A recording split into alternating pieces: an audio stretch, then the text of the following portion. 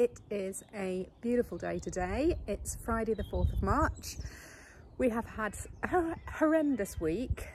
Rain, soggy, ground, horrible. So it's lovely to see the blue sky and to have a real close look about what's going on in the garden. So as usual, a garden tour once a month and just to see how things are changing over the season. So here we go. Well, the wildflower area is starting to colour up a little bit. These are my tete-a-tete narcissi, teeny ones, and my perennial patch where I just shove extra things, and also I've popped in some modules of autumn sown wildflower seed. So there's just a little mix of seed in here. It was kind of a very small pot, so I've put those in lots of places. There's quite a lot of ammi in here. There's some few biennials, all sorts going on here. So I'm excited to see what this looks like this year, because it all started off as a bit of an experiment. And I've just got some cardboard down where I just would like to extend this area and sow some more seed in the late spring. So the crocus are past their best, but yeah, I was delighted to see how much they've spread as well. So a little mat of crocus here, lovely food for any bees that dare to come out.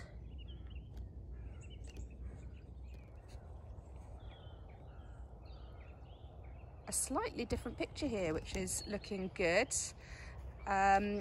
The apple mint, I have managed to just give them a bit of breathing space, which is what I had planned to do last time. So they were just getting a bit congested. I've already split them up to make two smaller, rather narrower beds, but it was better than one great big wide one.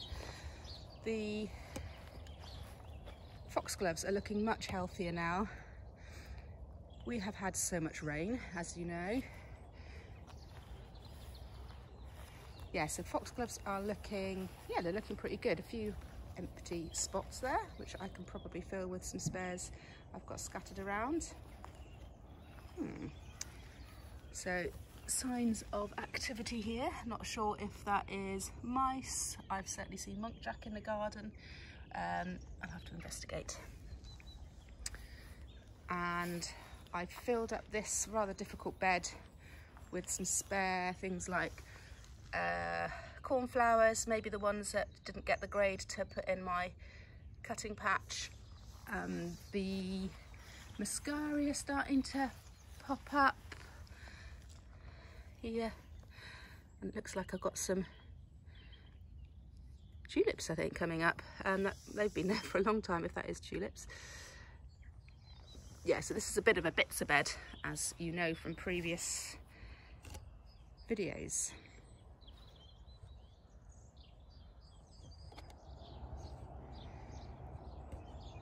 Right, here we go. You can probably hear the squelching under my feet. But everything survived the severe winds. We've had a lot of rain this week. So let's have a look down at the hardy annuals and biennials. So daucus at various stages in here. Some was autumn sown but started flowering, so I had to rip it out apart from a few, and then I've planted some later sowing later sown daucus. Sweet Williams just doing their thing. Larkspur, just filled a gap in the middle this week, but they're in there.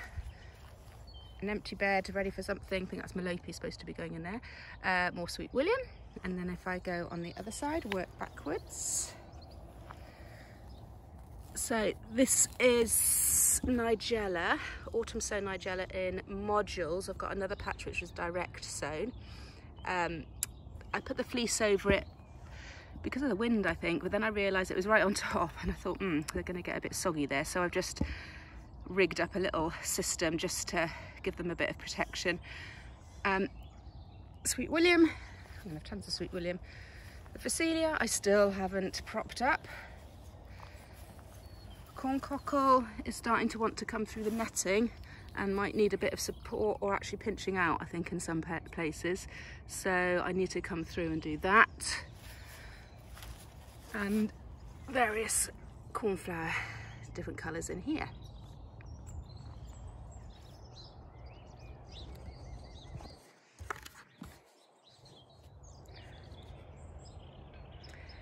So we have made a start on the sweet pea arch. It's not finished yet, and instead of having one long tunnel this year, I've broken it up into little sections so that I can get through between the beds, and also it means there's a bit of a break and everything doesn't get in a tangle, and if I want to grow different things I guess I can. And I'm showing off a bit and want to do a little bit of willow weaving, and it's not just to look pretty, it's just to make it stronger as well. So I'm going to do that on both sides. Work in progress, as you can see, quite a mess here. And then let's have a look. We'll usually start on the right hand side, so let's have a look on the right hand side. So these are the nigella, which were direct sown and have been weeded now. There's the odd ranunculus from last year. I've planted out my ranunculus, or at least Anthea helped me plant them out. So these are corms that I soaked in the autumn. So these are fresh ones, pretty much. There might be the odd last year's there, but pretty much there. They're looking fine. We've had a bit of frost, we've had all that rain and wind, all fine. More corn cockle. These were self-sown ones that I just thinned out and made into an orderly line, sort of. And an empty bed to put something in. Let's go around the other side.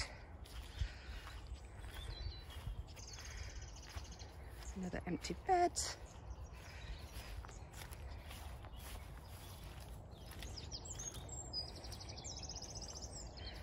The Ami, oh my word. Well, we'll see what happens here. Some of the stalks are about an inch thick. Who knows what's going to happen there. Some of it doesn't look very happy either. The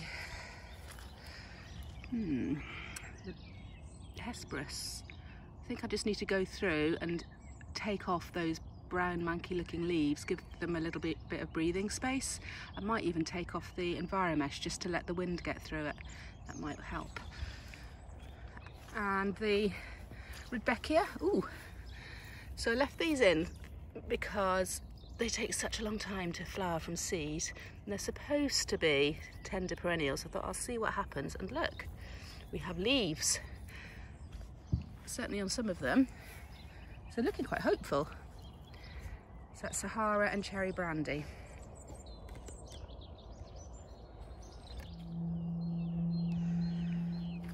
Right, so let's see the progress since beginning of Feb. Alliums, Bulgaricum on the left. We've got Atripurpureum nigrum, the white one. Can't remember what these ones are here. Anyway, alliums are looking okay, as are the weeds. And so a little patch of red campion, looking a bit tiny. So I've got plenty of it elsewhere, I hope. Just planted out the Cynoglossum, so a hardy annual, kept over winter in the greenhouse, hardened off very quickly.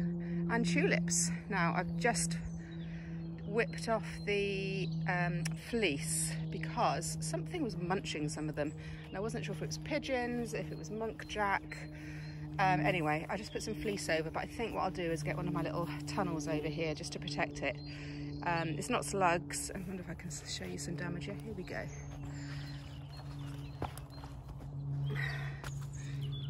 So they've just like munched off the tops. It's around the edge. It's actually only a small area, but anyway. But on the whole, I'm really pleased with how my tulips are coming up. So that's a good sign. They are all there. And even the ones on the end, which are a later variety, you can just see them popping up now. So that's a great sign. Ignore my raspberry patch, still hasn't been done. And I've got a few hardy annuals, some under fleece, some under mesh, and here's my honesty patch.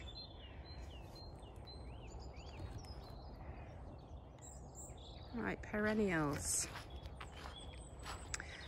Not a lot of difference since last time. I have managed to clear the end of the Achillea. This is all white on the end, and then I had a bit of sort of pinky, quite bright in places, and then pastels on the end, and I'd like to split more of the pastels and put them in the end. So that's a job for this week, which I will probably do with the Seed to Vase group coming at the weekend. But there's just like little signs of life.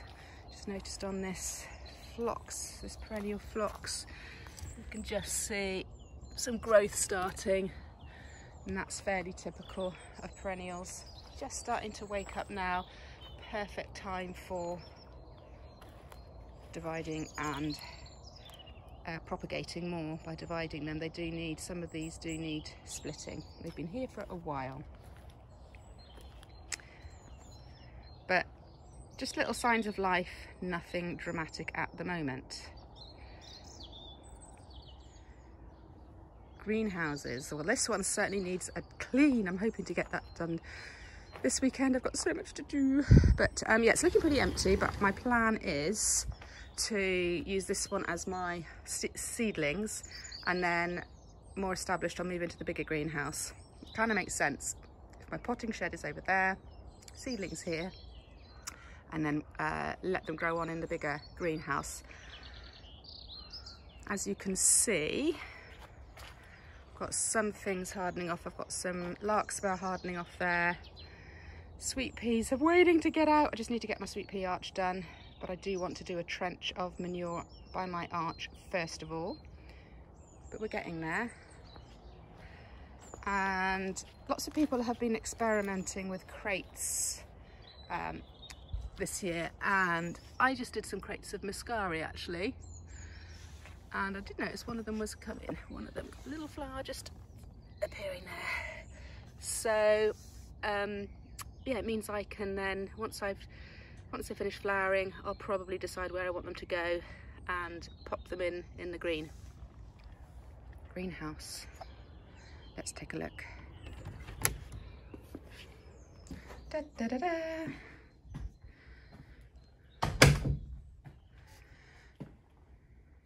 Little scan around to start with. Okay, let's go up the left hand side. So my Clary Sage, there is one or two that something I think is munching. That one, this plant looks a bit weak, and there's definitely something on it. Can I find it though? No, but hopefully it'll grow on and work off whatever it is that's eating it. So larkspur's really starting to look quite healthy. Corn cockle, and there is 3 cornflower in the front because, oh no, 2 cornflower because I lost 2 of the corn cockle. And these are definitely cornflower, different varieties. Look at the size of my Annie, it's almost to the top of the posts. So I am just going to put some nets over these. Somebody suggested that it might be because of the panelling around the edge of the greenhouse that the ones at the back might want to lean in towards the light. So I'm probably going to just put little bits of netting on. Ranunculus. Did notice one budding up, although not lots happened to it. So I'm not sure if that's a defect one, because there's not a lot of sign of life anywhere else that I can see. And I'm trying to check for green fly and that sort of thing. So ranunculus, anemones are flowering. So they like to close up at night and then open up in the daytime. But yeah, some lovely long stems there. So I will be cutting those today for me, because I haven't got enough to give up to other people or to sell. And nigella. And then seedlings.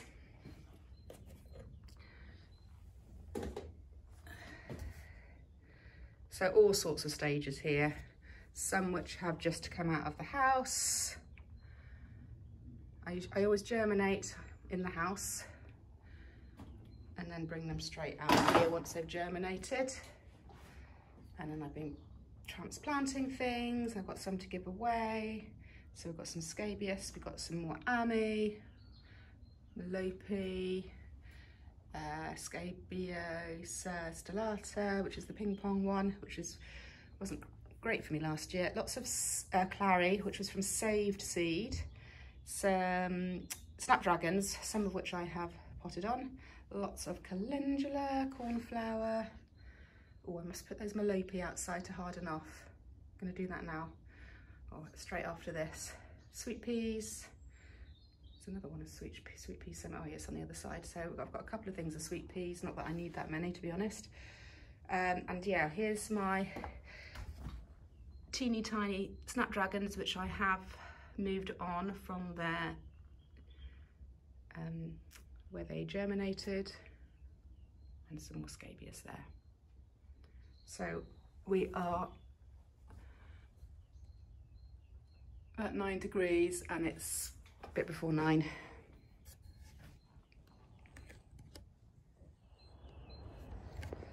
Okay, so I started getting things ready for my seed to vase group.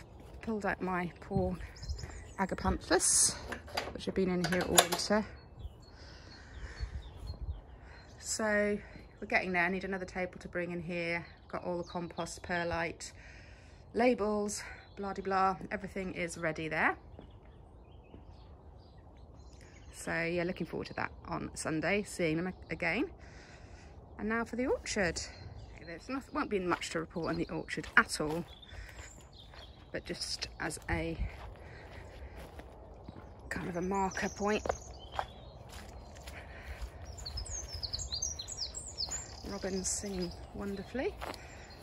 So yeah, dahlias all covered up, and the 2 empty hardy annual patches or annual patches. The primroses are just starting to come. So hopefully you won't miss this by the end of the month. Let's get my shadow out of the way.